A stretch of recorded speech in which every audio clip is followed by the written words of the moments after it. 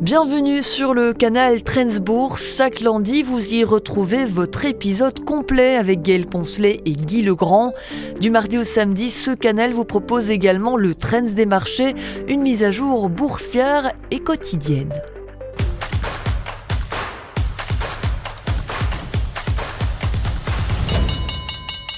Et c'est le signal qui annonce le début de ce Trends des marchés. Les bourses européennes ont clôturé en nette baisse alors que les marchés énergétiques sont de nouveau sous forte tension en raison du conflit au Moyen-Orient et des craintes d'un blocage prolongé du détroit d'Ormuz sur Euronext Bruxelles. L'Elia s'est illustré après la publication de solides résultats et perspectives. On en a parlé pendant le journal. Energy Vision a pour sa part bondi alors que le management a indiqué devoir relever les objectifs à moyen terme du groupe. Du côté des baisses, Melexis a chuté dans le sillage d'un rapport prudent des analystes d'ING. Mori Construct a également connu une séance difficile.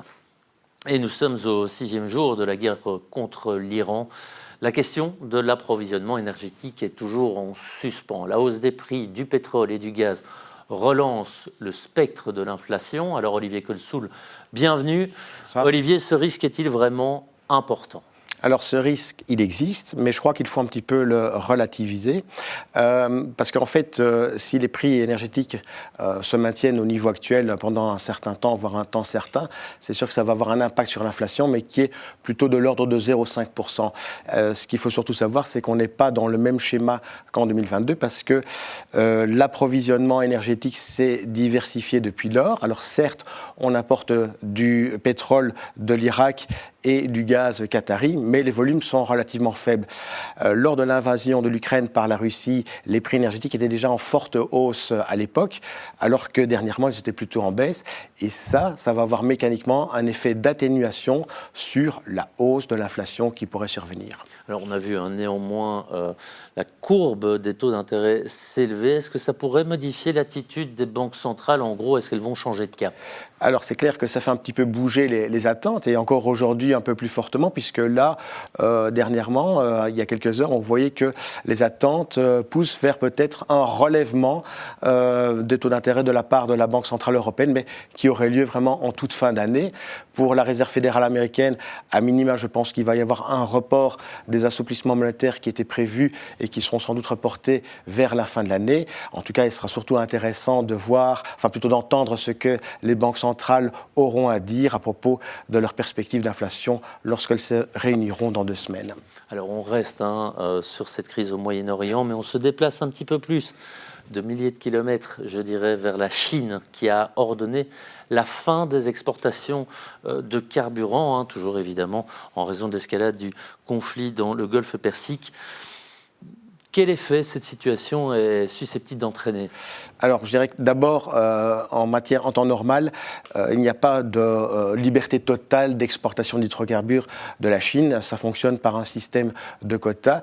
Alors, ces restrictions qui sont normalement ici maintenant de nature temporaire, eh bien, en fait, elles reflètent la nécessité de prioriser les besoins énergétiques pour la Chine, mais aussi pour d'autres pays.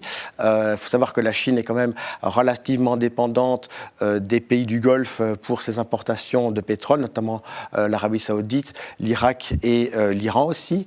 Elle est aussi, de par ses capacités de raffinage, le 3e exportateur d'hydrocarbures en Asie.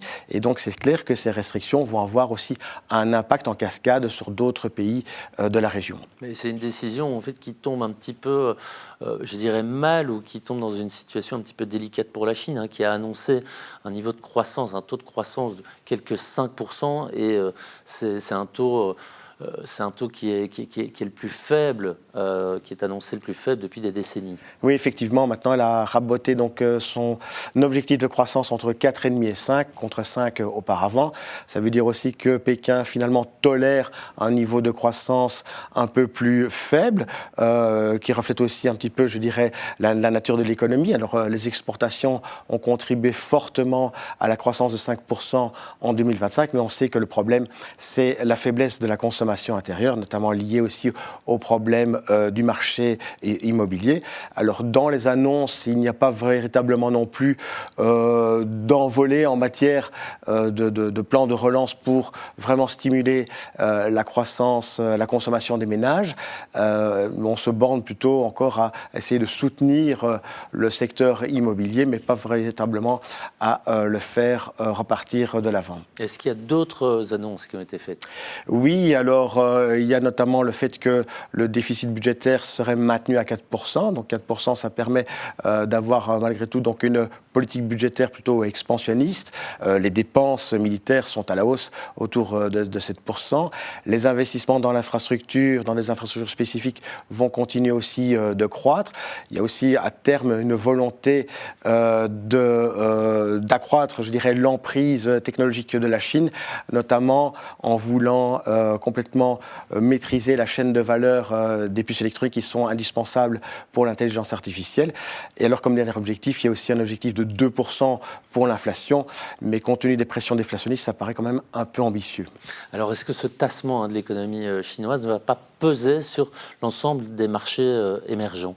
Eh bien, en fait, je dirais que cette annonce était quelque part plus ou moins attendue, puisque le marché, en tout cas les économistes et les grands bureaux, s'attendent à un ralentissement contrôlé de l'économie chinoise, donc qui s'inscrit un petit peu dans la ligne des attentes des économistes.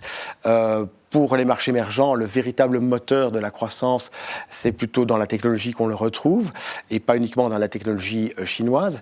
Alors bien sûr, la situation actuelle n'aide pas, mais si à un moment donné les choses se stabilisent et voire s'améliorent, eh bien les bourses reprendront sans doute leur progression et les marchés émergents vraisemblablement aussi. Eh bien merci Olivier pour cette analyse et belle soirée. Et voilà qui marque la fin de ce Trends des marchés. Au revoir.